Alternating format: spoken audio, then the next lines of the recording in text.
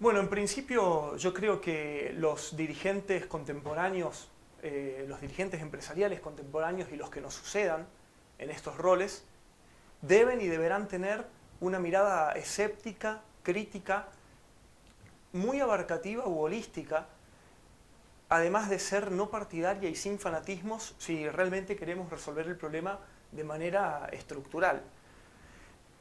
A su vez, estoy convencido de que las empresas, si bien somos actores necesarios, no podemos plantearnos la resolución de este problema como actores solitarios. ¿Por qué digo esto? Porque vamos a ver que, primero, que para discutir el problema deberíamos entender qué definimos como construir un mejor futuro.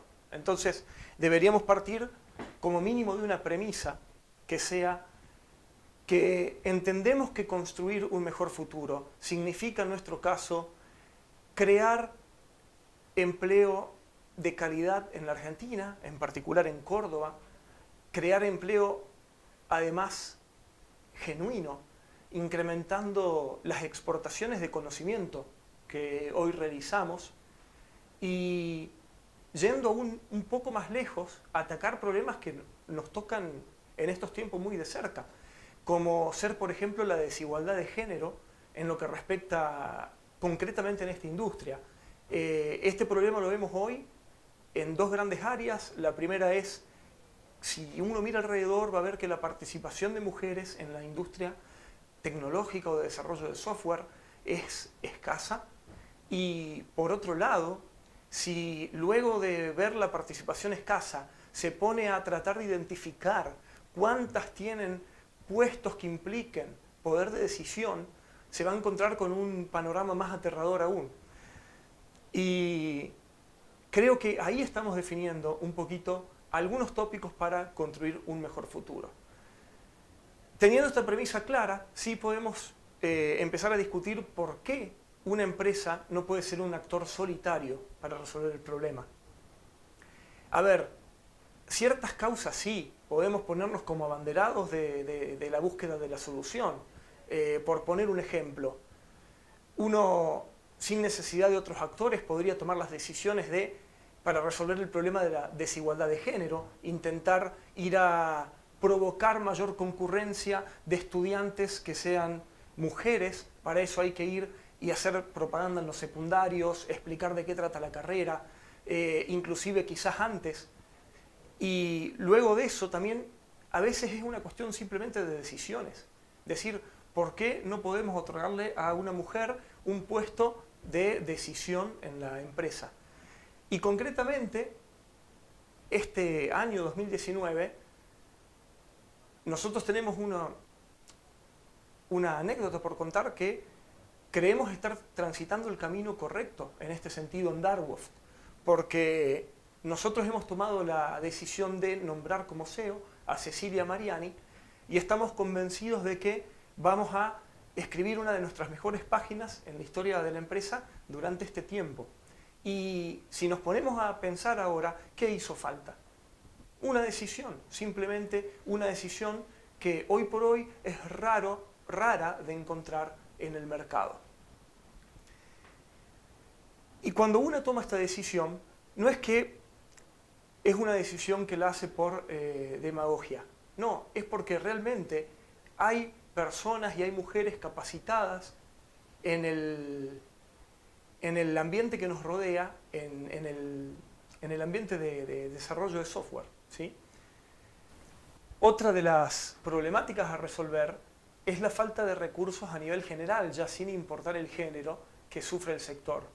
Se está hablando en los últimos años en Córdoba de un faltante o una disponibilidad de 5.000 puestos de trabajo que hoy no estarían cubiertos.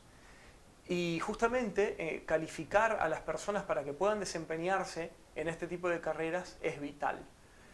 Para ello, nosotros necesitamos el esfuerzo de otras partes. No es algo que solamente las empresas podamos resolver luchando por sí solas.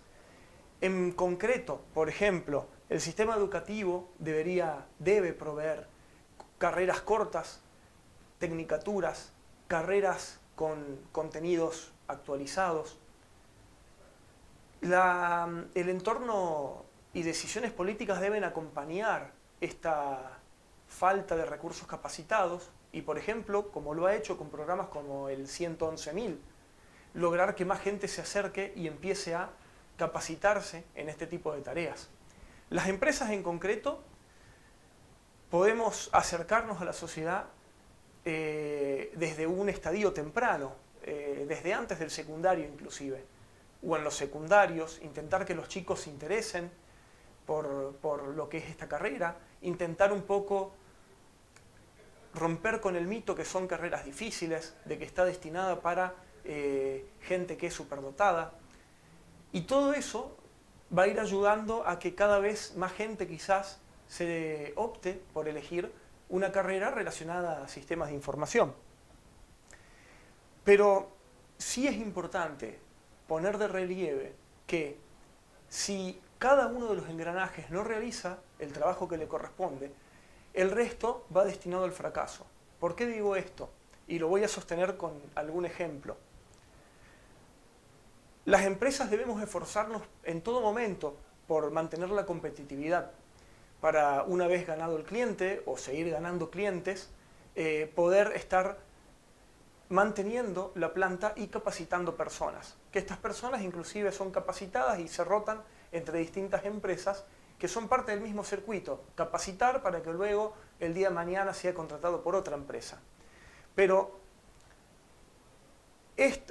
yo nombraba un concepto que es aquí la clave, que es que las empresas deben mantener su competitividad. Y el ejemplo que voy a proponer es lo que ha pasado últimamente con, por ejemplo, las retenciones. Si uno logra exportar, hoy el Estado está imponiendo unas retenciones del 10% al momento del cobro del dinero. Fíjense entonces que de cada 100 dólares que una empresa exporta, solamente 90 le entran a sus arcas. Ahora bien, voy a complejizar un poquitito más el ejemplo. Supónganse que la exportación es a Colombia. En Colombia, una empresa cuando realiza un pago hacia el exterior, se le retiene otro 15%.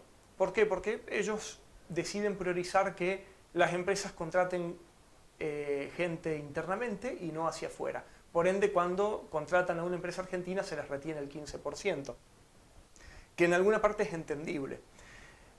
Pero la ecuación vista desde este lado significa que si una empresa argentina exporta a una empresa, teniendo como cliente una empresa en Colombia, de cada 100 dólares que logre facturar, solamente le entran 75 dólares promedio a sus arcas.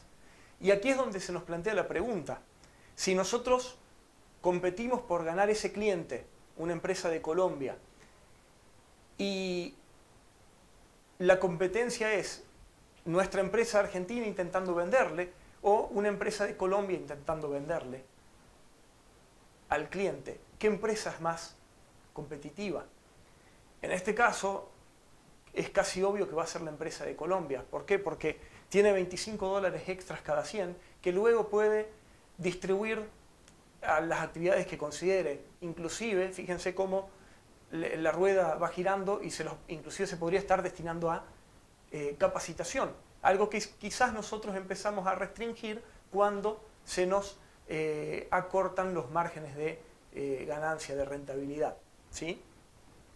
Y ahí es donde uno claramente ve que todo está relacionado con todo. Y que si, por más que nosotros hagamos un esfuerzo sobrehumano y estemos capacitando gente, si los otros engranajes no hacen su tarea, lamentablemente el construir un mejor futuro junto empieza a correr peligro y probablemente esté destinado al fracaso. Para cerrar el ejemplo, la crisis se profundiza cuando tomamos este tipo de medidas sin pensarlas demasiado, porque muchas veces las empresas que están, por ejemplo en Uruguay, se vuelven más competitivas por tener este 10% de diferencia y nosotros no podemos elevar sueldos al mismo ritmo que lo hacen en Uruguay y la empresa uruguaya te termina de alguna manera contratando tu recurso de manera freelance, con lo cual el Estado argentino pierde un puesto que era en relación de dependencia de una empresa argentina que tributaba impuestos, contribuciones patronales, etcétera, y las pierde para pasar a facturar un monotributo de un freelance que entra solamente parte del dinero. Así de crítica es la situación cuando cada una de las partes no realiza su partecita de la tarea.